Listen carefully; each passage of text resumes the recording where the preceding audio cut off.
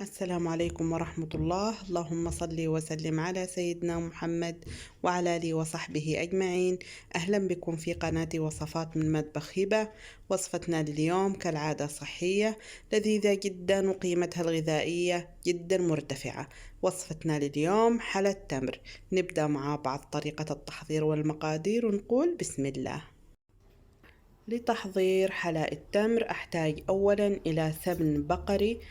طبعا يكون نقي 100%، يعني سمن حيواني 100%، مش سمن نباتي. ممكن نستخدم كمان زبدة إذا حبيتم. بستخدم ملعقة كبيرة من السمن، بذوبها على النار بهذا الشكل، وبضيف لها نص كوب من اللوز المكسر. طبعا أنا كسرته بالسكين أو قطعته بالسكين قطع كبيرة. ضفت الآن نص كوب كمان من عين الجمل، وكمان ضفت نص كوب من الكاجو. طبعا كل هذه الأشياء أنا كسرتها بالسكين إلى قطع صغيرة.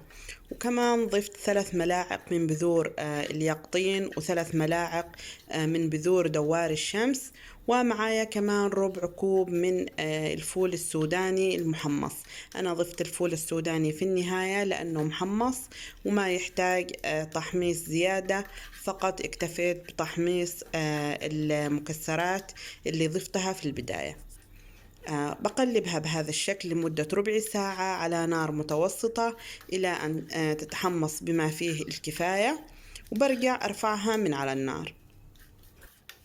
طبعا اللي يحبوا يستثنوا هذه الخطوة ويستخدموا البذور وكمان المكسرات من غير تحميص، طبعا أكيد يقدروا يستخدموها ويتجاوزوا هذه الخطوة.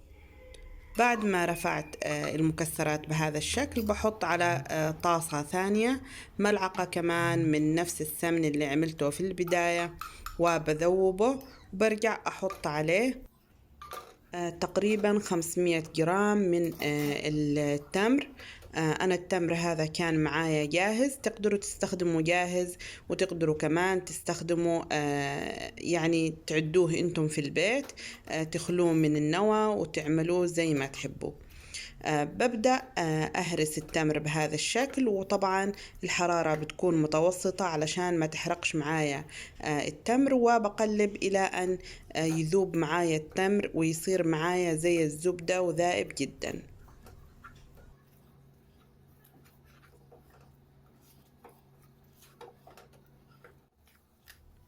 بعد ما رطب معايا التمر وصار زي ما تشوفوا زي الزبدة زي ما قلت لكم، ورطب جدا، بحط عليه ربع ملعقة من الهيل المطحون، وببدأ أضيف المكسرات تدريجيا وأقلب حتى تتداخل المكسرات اللي عملتها مع التمر اللي عديته.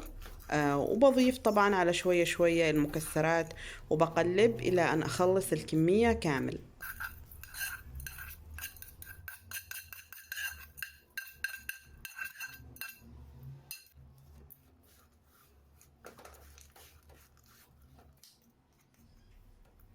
بعد كذا بترك التمر على جنب علشان يبرد، وببدأ أحضر البلاستر الغذائي، بفرشه على الرخامة بهذا الشكل، وبحط كمية وفيرة من الجلجل أو السمسم المحمص، وببدأ أخذ نص كمية عجينة التمر اللي أنا عملتها وأحطها فوق الجلجل اللي عندي، وابدأ أشكلها. هي طبعا لسه دافية، ما اقدرش امسكها. ببدأ اشكلها على شكل رول، قدر الامكان بنشكلها على شكل رول، وبنغطي طبعا التمر كامل بالسمسم او بالجلجل بحيث انه ما يبانش منا اي شيء.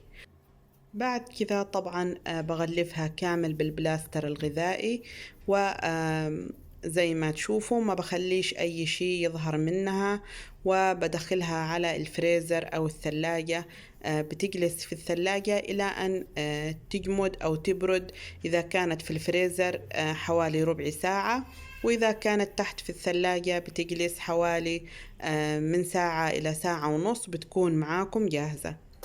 الآن هذه الكمية الثانية بشكلها بنفس الطريقة، وكمان بدخلهم على الفريزر. بعد ما دخلتهم على الفريزر وخليتهم لمدة ربع ساعة، صار هذا خلاص شكلها اتشكلت معايا وبردت تماما، وأقدر الآن أقطعها بكل سهولة.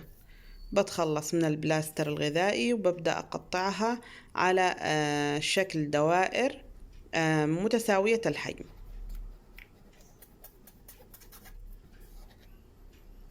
طبعا في البداية كانت متجمدة معايا، والآن فكت شوية من التجميد وصار تقطيعها أسهل.